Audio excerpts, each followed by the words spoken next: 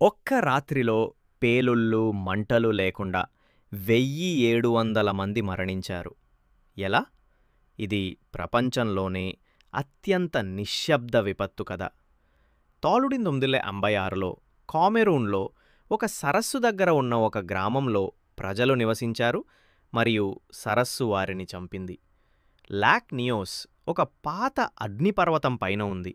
దశాబ్దాలుగా అగ్నిపర్వతం నుండి కార్బన్ డయాక్సైడ్ వాయువు లీక్ అయి సరస్సు అడుగున చిక్కుకుంది మరియు ఒక రాత్రి దాచిన బుడగ పగిలిపోయింది. సరస్సు అకస్మాత్తుగా కార్బన్ డయాక్సైడ్ యొక్క భారీ మేఘాన్ని విస్ఫోటనం చేసింది మరియు అది గాలి కంటే భారీగా ఉండడం వలన అది గ్రామాలలోకి మునిగిపోయింది. అన్ని ఆక్సిజన్ను భర్తీ చేసింది. ప్రతి మానవుడు మరియు జంతువు శబ్దం లేకుండా, నిద్రలో ఊపిరాడకుండా పోయాయి. లాక్ నియోస్ వద్ద జరిగినది ఒక మేల్కొలుపు కాల్. అందుకే ఈరోజు శాస్త్రవేత్తలు CO2 బుడగల కోసం సరస్సులను పర్యవేక్షిస్తున్నారు. ఇది మళ్ళీ ఎప్పుడూ జరగకుండా చూసుకోవాలి. కలు జరగకుండా